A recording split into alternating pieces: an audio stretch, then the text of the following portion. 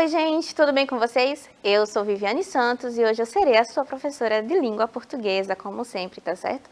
Nós estamos ao vivo nos estúdios do Educa Recife, mas hoje também nós inauguramos uma novidade aí. Finalmente o nosso aplicativo do Educa Recife estará disponível para que você faça o download e consiga acessar as nossas aulas. Então, primeiro a gente vai colocar o QR Code na tela do Android, para que vocês consigam visualizar com a sua câmera de celular.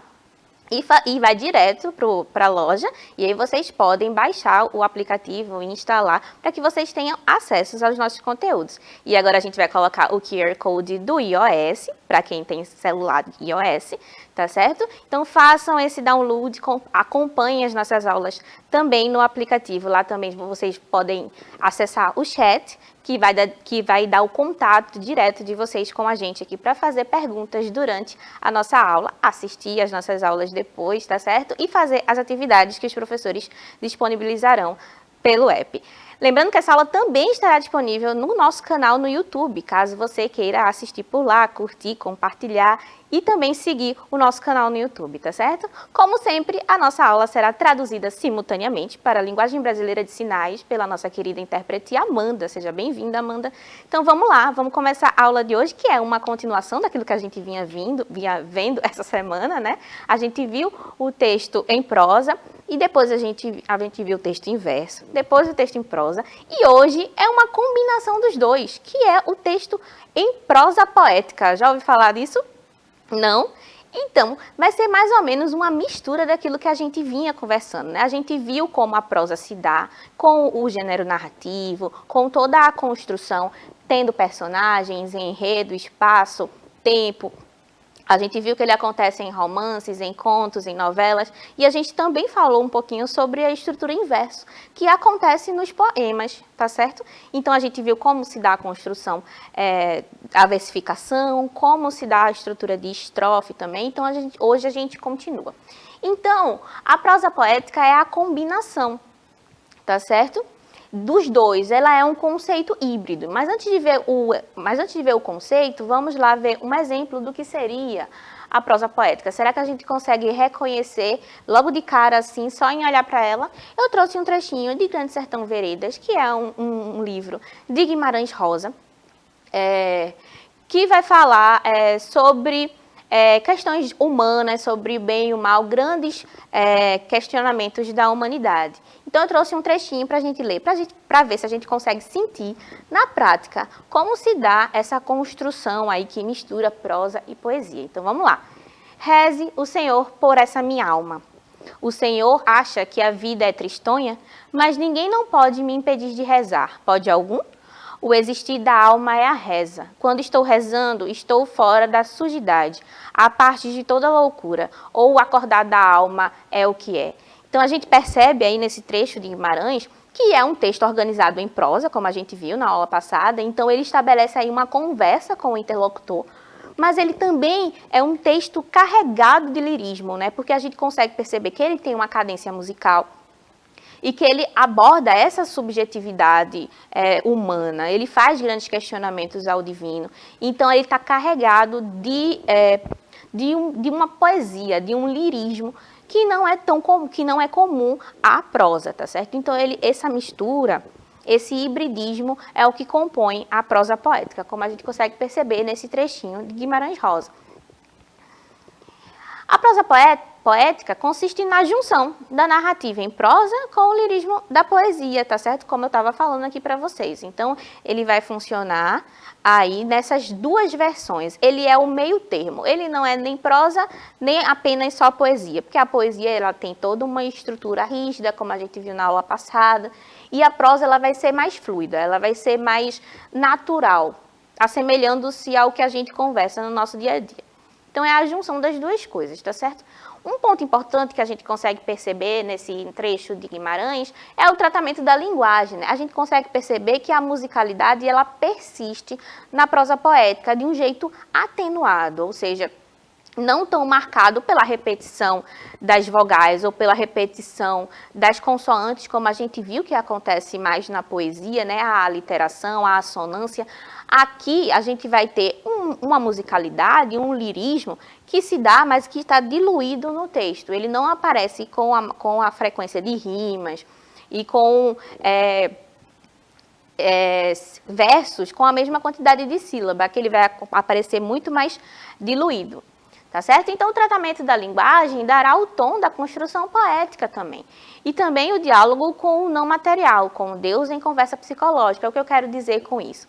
É que a construção poética, ela se dá também nesse trabalho com a linguagem, né? Enquanto na prosa a gente tem uma linguagem mais próxima do cotidiano, e na poesia a gente tem a expressão máxima da subjetividade, então a gente tenta lidar com a linguagem de forma que ela se ressignifique, que ela crie novas imagens.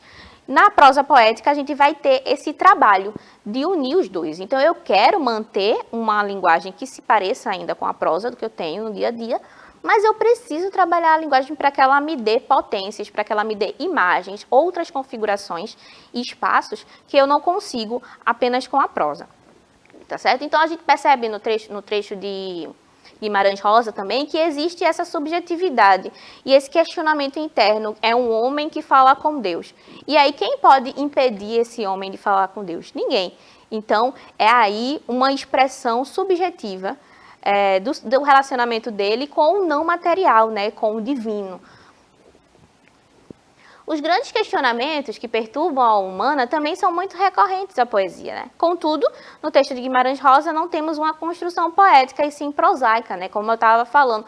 Então, assim, o material que se usa, assim, a construção que se tem, o pensamento do narrador, é essa subjetividade que fala com o divino, com uma coisa que não é material, que é muito comum à poesia, né? Esse outro estado de espírito. Contudo, a organização do texto se dá de forma prosaica. Então, não existe aí a configuração do que seria uma estrutura em verso, uma estrutura em estrofes, que é comum à poesia. A prosa poética tem sua origem na Idade Média e é bem antiga, entre o século V e o século XV, né? Antes do nascimento da prosa narrativa como conhecemos. Também não podemos esquecer que a primeira forma de expressão literária foi o discurso metrificado. Então aqui a gente tem uma espécie de organização daquilo que seria a construção do texto como a gente conhece hoje, tá certo? Então primeiro a gente tem a poesia, a feitura da poesia, antes da Idade Média. Depois veio aí a prosa poética, já na Idade Média, ali no período da Renascença. E depois a gente tem a prosa moderna, que é a prosa que nós conhecemos nos dias de hoje, tá certo? Com bem menos lirismo, muito mais próxima das nossas conversas do dia a dia. O que mais? A prosa moderna, a gente chega finalmente na prosa moderna, que é uma tentativa de aproximar o texto literário do que acontece no nosso cotidiano, como eu estava falando para você. A conversa é o elemento principal que caracteriza a narração do texto. Então, eu tenho a minha estrutura em prosa, vai ter, especialmente quando for um gênero narrativo, personagens, espaço, tempo, enredo, mas a gente viu que a prosa também acontece em textos não literários, como os textos de ensaio, os textos jornalísticos. Mas, quando for literário, quando for numa estrutura de romance, de conto, ou de novela, normalmente o texto terá de apresentar essas características. É claro que isso é muito variável, né? Eu posso ter construções de personagens comuns, por exemplo, pessoas, e eu posso ter, na fábula, por exemplo, personagens que são animais e que absorvem características humanas. Então, a prosa, ela permite essa maleabilidade do que o autor pode colocar ou não. E a prosa moderna é a que mais permite essa variedade, tá certo? De projeções, de enredos, de estrutura, de tempo, de espaço. Contudo, os elementos que são importantes à prosa poética são outros, tá certo? Diferente daqueles que são importantes para a prosa moderna. Então, a gente está aqui tentando trabalhar a prosa poética. Então, o que é importante para esse tipo de construção textual? A motivação rítmica é uma coisa importante, que é um fator herdado da poesia. Então, ela consiste em preservar alguma musicalidade herdada dos textos em versos, fazendo as possíveis adaptações para que o efeito da prosa possa ser percebido. Então, assim, é uma tentativa que o autor faz para tentar preservar a musicalidade, que é muito latente, muito perceptível na poesia, mas que ele precisa transferir para a prosa. Então, ele tem uma missão aí muito difícil, que é fazer a conversa entre esses dois gêneros para que eles habitem o mesmo espaço. Então, é realmente uma missão bastante difícil, tá certo? E uma dessas heranças da poesia é a movimentação rítmica, ou seja, o texto ele precisa ter uma cadência, ele precisa ter um movimento que facilite a minha leitura, que diga, olha, essa estrutura é diferente da prosa moderna convencional, porque eu estou utilizando ritmo, eu estou utilizando musicalidade, eu estou obedecendo aí a uma métrica que foi herdada da poesia. Na prosa poética moderna, a musicalidade e o uso das figuras de linguagem ainda estão em primeiro plano, mas também já abandona a metrificação. Então, se lá na poesia eu tinha a contagem, lembra que na aula passada, na aula retrasada, na verdade, na primeira aula eu falei sobre a versificação, eu falei sobre a escansão, que é a divisão silábica poética. Então, na prosa poética, isso não vai acontecer, essa metrificação estratificada do verso. Então, na prosa poética, eu tenho a intenção da musicalidade, eu tenho a presença do ritmo, que marca o compasso, mas eu não tenho a metrificação, ela não vai ser tão rígida. Isto é, levamos em consideração primeiro a sonoridade, a função imagética, a semiótica, a marcação das pausas, a melodia, e não a fruição semântica da narrativa, ou seja, no texto de prosa poética, é muito mais importante o trabalho que eu tenho com a linguagem, é muito mais importante o trabalho que eu tenho na construção de novas imagens, de novos pensamentos, do que na fruição semântica da narrativa em si, até porque as palavras elas têm potenciais semânticos diferentes. O que isso significa, Vivi? Eu não faço ideia. Bom, significa que uma palavra pode se ressignificar a depender do meu contexto. Então, eu quero que a palavra manga signifique fruta, mas, na verdade, no meu contexto, ela vai significar outra coisa. Então, essa fruição semântica faz com que a prosa poética ela não fique tão presa ao aspecto semântico, mas e sim ao aspecto semiótico, na potência dos signos, na potência das palavras para significar coisas distintas. Então, é muito mais importante para a prosa poética o som. Será que o som é agradável para aquele leitor que está lendo o meu texto? Será que ele consegue configurar novas imagens? Então, tudo isso vai ser um recurso importante. E a linguagem, ela se preocupará com ambos os aspectos, tá certo? O valor semiótico, que tem a ver com o significado, mas tem a ver mais com o signo, que é a palavra, e a sua própria concretude, né? Então, eu vou usar aí a palavra é que vai me dar esse jogo aí, essa musicalidade, no relacionamento delas entre si. A potência dos sons e da combinação de palavras. Então, eu preciso arquitetar um plano para que as minhas palavras conversem e criem essa musicalidade. Porque na prosa, muitas vezes, quando a gente está escrevendo, a gente não se preocupa em fazer com que as palavras rimem, em fazer com que as palavras criem uma cadência musical. Mas, na prosa poética, essa preocupação existirá. E aí eu trouxe um fragmento de texto que é do Tropos e Fantasias, de Cruz e Souza e Virgílio Várzea, que a gente vai conseguir aí ver essa musicalidade mais latente. Então, vamos lá, vamos ler. O piano e o coração, é o título do texto, tá certo? Ó melodias do coração, ó harmonias do piano. Chopin, Gounod, Metrais, Strauss, Beethoven, Gottschalk, constelação gloriosa de boêmios de ouro. Quando o piano musicaliza, caracteriza, espiritualiza as longas escalas cromáticas, os adoráveis alegros, os interessantes pizzicatos, quem fala primeiro que os cérebros artísticos é o coração. Ele canta mais alto que todos os órgãos humanos. O coração é o pulso do cérebro artístico. Pela temperatura e o grau de sentimento de um, o músico estabelece a proporção do outro. Um dirige, outro executa. Um tem a fórmula, outro funciona. Um é oxigênio, outro é carvão.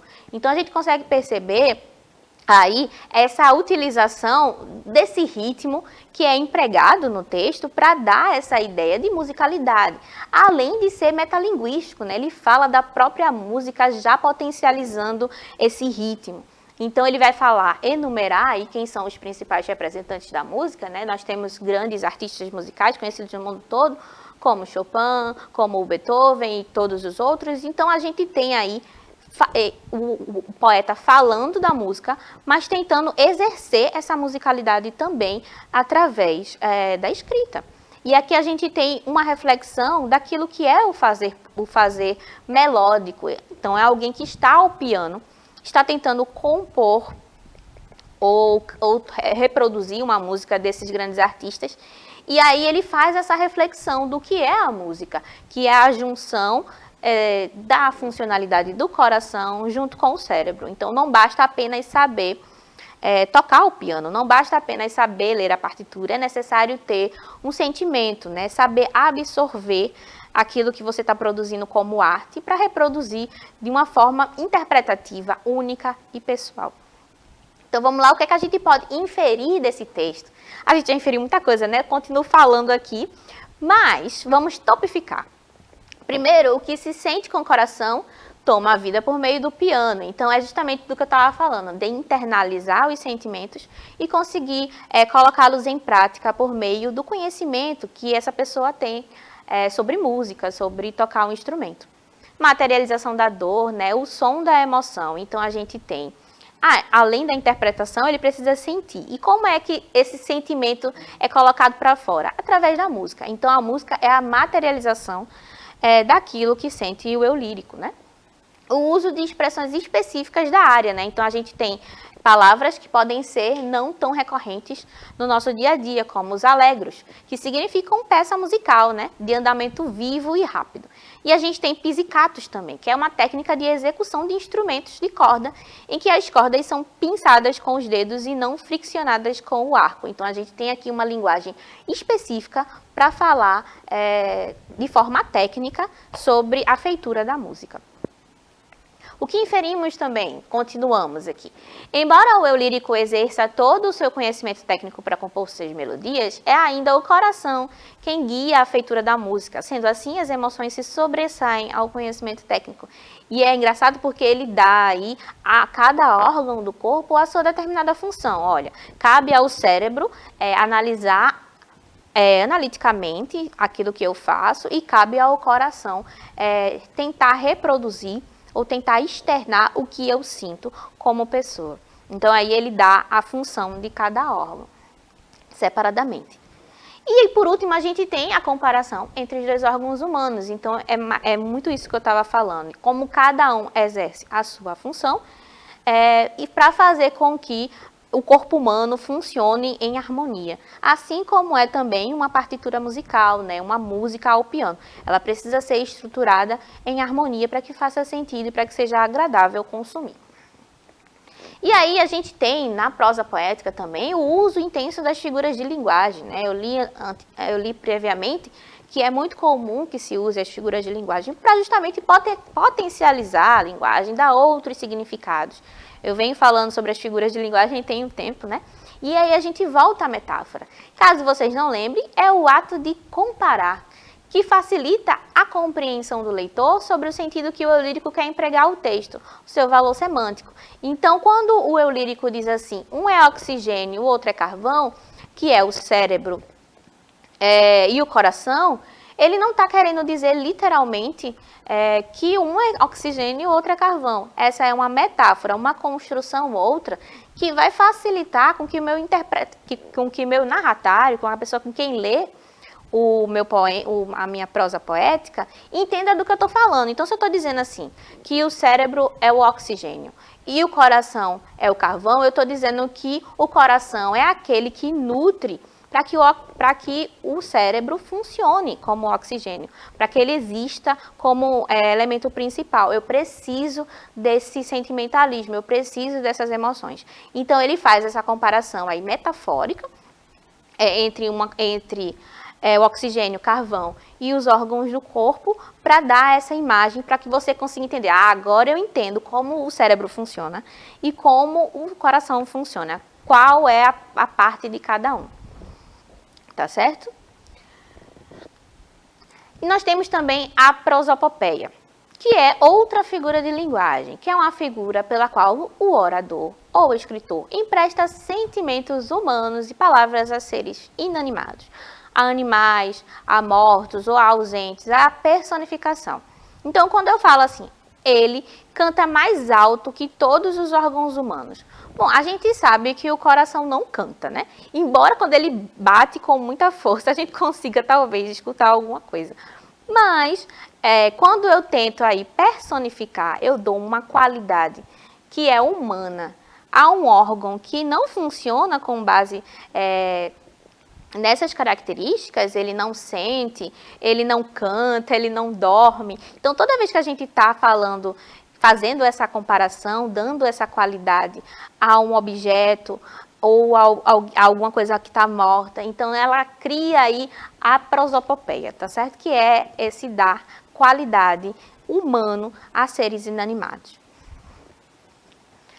E a prosopopeia permite a expansão da linguagem e cria imagens novas, potencializa objetos e coisas inanimadas, como eu estava falando. Então, por exemplo, se eu digo assim, as árvores dançavam alegres. As árvores não dançam, né? Quem dança são os seres humanos. Mas, o que eu quero dizer com isso? Que as árvores estavam aí sentindo talvez um vento muito forte e aí elas balançaram. Então, eu crio uma referência do que é essa imagem que eu estou tentando construir através dessa qualidade que eu dou à árvore que não é humana. Então, a árvore não dança, mas nesse exato momento em que ela sente um vento forte, eu interpreto como se ela estivesse dançando. Então, essa qualidade é também da prosopopeia. E a ignorância nos observa raivosa. Então, a ignorância é uma coisa que a gente tem, né? Que é inerente ao ser humano ou não, né? Ignorante é aquele que não sabe de alguma coisa, né? Então, quando eu digo que a ignorância me olhava raivosa, eu não estou querendo dizer que era a ignorância em si, mas talvez uma pessoa que não sabe de alguma coisa respondeu negativamente a mim e me olhou com raiva. Então, eu tenho as características de uma pessoa sendo dadas para a ignorância, que é um sentimento humano, tá certo?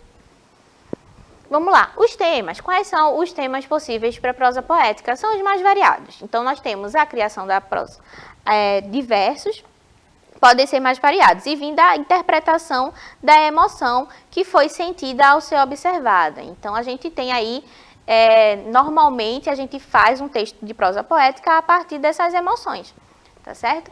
Mas é possível, assim como os poetas parnasianos, sair da materialidade para as emoções. Então, tem um grupo de poetas aqui que acredita que é possível recorrer ao que é sólido, ao que é material e partir para a feitura de emoções.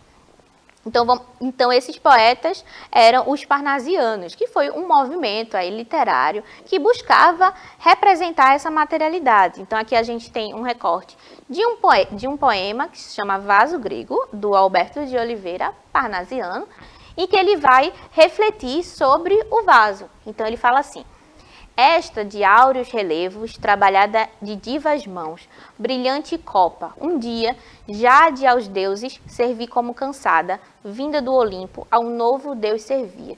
Então, ele está fazendo uma reflexão sobre a importância que o vaso tinha lá na Grécia Antiga, quais eram os sentimentos que ele conseguia despertar nas pessoas, qual era a importância desse vaso para aquele contexto. Então, aí tem uma diacronia, né, porque o poeta não viveu na Grécia, mas a gente consegue partir da materialidade para as emoções, que é muito o caminho oposto do que eu vinha falando, que é partir das emoções para uma materialidade, né? E aí nós temos os poemas parnasianos, que eles buscavam falar dos mais banais dos objetos, Mas, contudo, eles prisavam aí pela rigidez dos versos, pela metrificação, por uma estrutura muito mais rígida e um realismo poético, ou seja, falar coisas que existem realmente, tá certo? Eles negam o sentimentalismo. Então, o que a gente estava falando de seguir as emoções para conseguir a materialidade, o parnasianismo nega. Então, ele vai da objetividade, da materialidade, até chegar à construção poética. Então, a gente tem aqui uma obra de Picasso, que se chama A Mulher Sentada Diante da Janela, e eu quero que vocês observem essa imagem e vejam o que é que vocês conseguem inferir, quais são os sentimentos que são despertados através dessa imagem, tá certo? E quais são os sentimentos? A gente consegue inferir que é uma mulher que está sentada, está esperando alguma coisa diante da janela, talvez uma carta, talvez um amado. Então, ela realmente aguarda. Então, é possível também fazer essa inferência, assim como os Parnassos fizeram, da materialidade para as emoções, tá certo? E agora que a gente já viu tudo isso, fica a cargo de vocês fazerem uma pesquisa ainda sobre o parnasianismo, né, se aprofundarem no estudo dessa corrente literária e pesquisarem aí em casa o poema que eu falei para vocês, do vaso grego, em que ele vai falar aí sobre a estrutura do vaso. Façam uma interpretação desse poema e comentem para mim na aula lá no YouTube ou pelo app, se vocês conseguiram baixar e utilizar já o aplicativo, tá certo? Espero que vocês tenham entendido tudo certinho. Qualquer coisa, deixem lá o seu comentário que eu vou responder. Um cheiro, eu me despeço por aqui e até a próxima aula. Tchau, tchau!